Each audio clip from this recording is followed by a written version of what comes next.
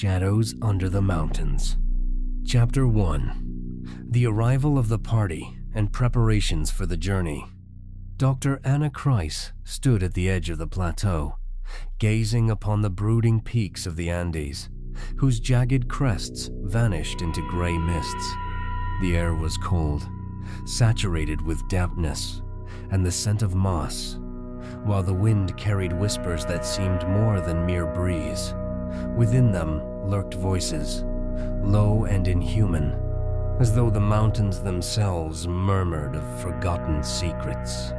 Her party, Mark Talbot, enthusiastically checking his mineral detection instruments, Sarah Lynn frowning over the technical equipment, Miguel Arellano, the local guide with his wary gaze, and James Reed, adjusting his camera, busied themselves about the camp they had established at the base of the cliff. Miguel, wrapped in his woolen poncho, approached Anna, his voice trembling as he spoke. "Doctor, the locals say the mountains are cursed. They take those who listen. Leave before it is too late." Anna smiled, dismissing the warning with a wave. "We are here for science, Miguel. Rare elements await us in these rocks." Yet something flickered in his eyes. Fear mingled with ancient knowledge, and she felt a slight chill run down her spine. Sarah tested the radio equipment, muttering, "The signal is weak. These peaks interfere with transmission." Mark, not lifting his eyes from the map, pointed toward a waterfall concealed behind dense vegetation. There might be a cave there. The geological data shows anomalies. James took a photograph, but on the camera's screen flashed a shadow that had no counterpart in reality, long, writhing, like a tentacle. He frowned, but said nothing.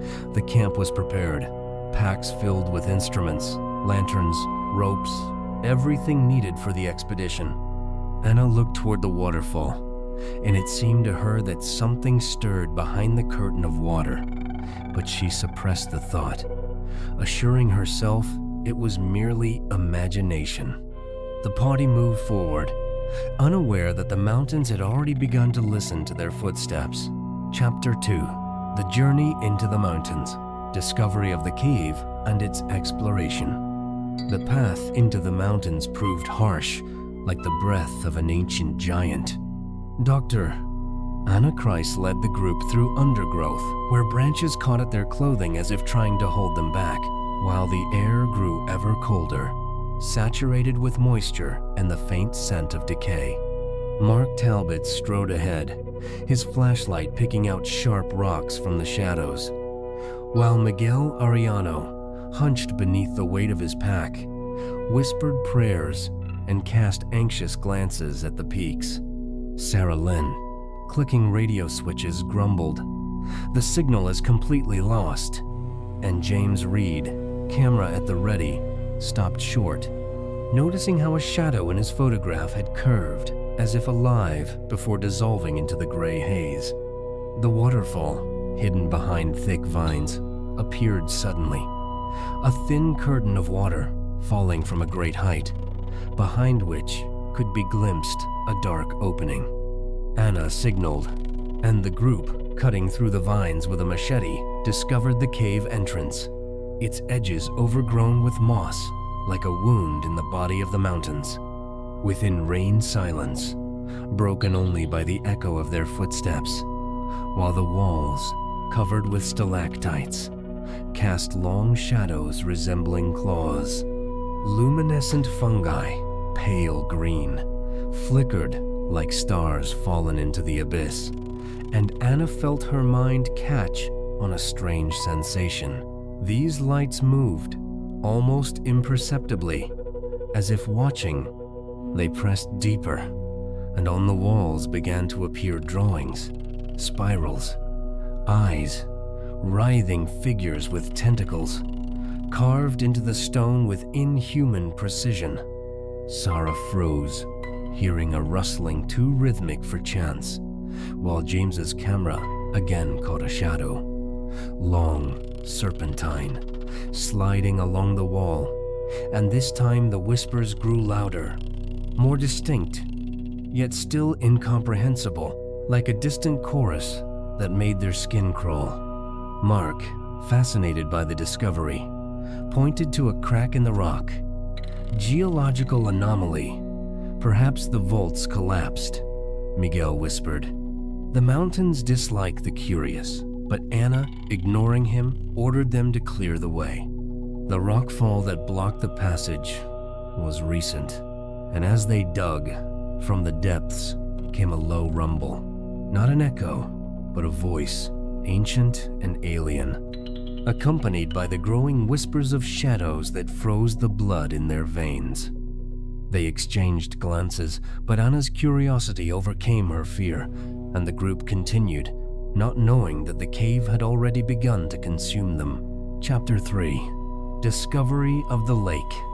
The group, breathing heavily, made their way through the cleared rockfall, and before them opened a cavern whose dimensions were lost in the half-light, as if it extended into other worlds. The walls, studded with stalactites, gleamed with moisture, while luminescent fungi, thickly covering the stones, emitted a pale green light that trembled like the breath of a sleeping creature. In the center of the hall spread an underground lake, its surface shimmering with greenish radiance, distorting the reflections of stalactites into unnatural forms, curves resembling spirals, and eyes watching from the depths. The air was heavy, saturated with the smell of dampness and something sickeningly sweet and putrid that made the stomach contract. From the water rose slender silhouettes, serpentine creatures, their bodies writhing with a grace that belonged not to this world, while their eyes, large and star-bright, gazed upon the group with cold curiosity. Their movements were slow, but each wave they created was accompanied by a low rumble, as if the lake itself whispered in response. On the shore, among slippery stones, crabs moved their shells, covered with moss, seemed part of the cave itself, while their claws clicked with a rhythm too purposeful for simple animals. Their number was small, but they guarded the approaches to the water, their steps leaving wet tracks leading to a massive stone sarcophagus that rose at the lake's edge. The sarcophagus, hewn from black stone, was covered with hieroglyphs, curved lines, and symbols resembling eyes and waves, which in the light of the fungi seemed to pulse as if alive. Anna, approaching closer, felt the cold emanating from the stone, and touching it caused sharp pain in her temples, accompanied by faint whispers, echoes of voices from the lake. Mark, enraptured, murmured, "This isn't geology, this is archaeology." But Miguel, stepping back, whispered, "Dagon, his guardians are here." Sarah, illuminating the lake with her flashlight, noticed how the shadows beneath the water stirred, growing thicker, while James, taking a photograph, cursed on the camera screen were reflected not only the serpents, but also a figure too large to belong to this hall. The group froze, realizing that the cave concealed something whose nature eluded their understanding, and the lake seemed to await their next move with patient, ominous silence. Chapter 4. Opening the sarcophagus. The air in the cave grew heavy, like pre-storm oppression, when Anna Kreis, pressing her lips together, stepped toward the sarcophagus, whose hieroglyphs pulsed with pale light, reflecting the lake's shimmer. The stone lid, covered with curved lines and symbols, resembled a frozen wave, and the cold emanating from it penetrated through her gloves, making Anna's fingers tremble. Mark, standing beside her, wiped sweat from his brow, murmuring, "This is more than minerals. This is history," while Miguel Arellano, stepping back, whispered, "Dagon will not forgive," his voice trembling with terror. Sarah Lynn, illuminating the sarcophagus with her flashlight, noticed how the shadows on the walls stirred. their whispers growing deeper but more tangible, as if the walls themselves were breathing. James Reed, raising his camera, took a photograph, and on the screen flashed a figure, indistinct, with eyes too large for a human face. After long arguments, where Mark's voice insisted on opening it while Miguel begged them to retreat, Ana nodded. They pressed against the lid, and with a muffled groan of stone it yielded, revealing a black abyss within. From the sarcophagus rose faint vapor, carrying the scent of salt water and decay, and in the center lay a crystal dark, cracked, emitting a low hum that resonated in their bones. The hieroglyphs on the walls and sarcophagus flared brighter, and Anna felt a stab of pain in her temples, accompanied by an image: flooded cities with inhuman spires flashing through her mind. The serpentine creatures in the lake grew agitated, their stellar eyes gleaming, while the crabs, previously motionless, began to stir, their claws clicking as they guarded the approaches. The shadows on the walls came alive, showing scenes of ancient ritual. Figures in horned masks bowing before a watery abyss, where tentacles rose, and from the depths sounded a chorus, echoing the cave's whispers. Sierra cried out, covering her ears, while Mark, stepping closer, whispered, "This cannot be real." But the crystal's hum grew louder, and from the lake rose the first wave, licking the shore, while the shadows on the walls began to merge, forming a huge silhouette whose nature eluded understanding. Anna, clutching her head, felt her mind grasp at fragments of visions, and understood that they had released something whose antiquity surpassed the age of the mountains. Chapter 5. Awakening of the Avatar. The crystal's hum in the sarcophagus grew into a roar, shaking the cave walls as the black stone cracked, releasing a cloud of vapor saturated with salt and decay. From the lake rose enormous black eyes, gaping like windows into the abyss, surrounded by writhing tentacles that stretched toward the ceiling, casting shadows that merged with the whispers of the walls. Anna Kreis staggered, her mind pierced by a wave of alien thoughts. The deep, inhuman voice of Dagon penetrating her consciousness, calling, "Submit, become my others among mankind. Carry my will into the world." Her vision blurred with visions, flooded cities, figures with fish-like eyes worshipping water, and she felt her will weaken. Mark screamed, clutching his head, his eyes widening to reflect madness, while Sarah fell to her knees, babbling incoherently. Miguel, retreating, pleaded, but his voice was drowned in the rumble. James, raising his camera, took a final photograph, and on the screen flashed a face with tentacles instead of a mouth before he dropped the device. The serpentine creatures in the lake stirred faster, their stellar eyes blazing, while the crabs, whose number had doubled, scraped their claws, rushing toward the group. Their movements were slow but inexorable, like machines of death guarding the Avatar. Panic seized the group. Mark lunged toward the exit, but a crab intercepted him, crushing his leg with the crunch of breaking bones. Sarah tried to flee, but a serpent coiled around her legs, dragging her into the water. Miguel and James stumbled, surrounded by crabs, their screams fading beneath the weight of claws.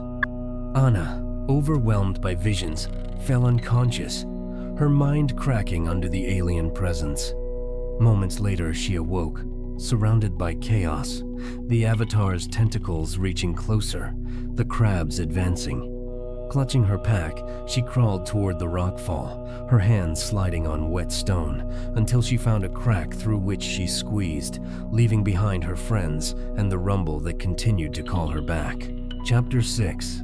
Anna's Resolution. Anna Kreis burst from the cave, her legs buckling, while the pack clutched in her trembling hands seemed heavy as the weight of her guilt. The air outside was cold but clean, and only the faint whisper drifting from the depths reminded her of what had occurred. Her mind was torn by visions, flooded cities with drowning spires, tentacles piercing dark skies, figures with fish-like eyes emerging from waters, and Dagon's voice calling her to become one of the others.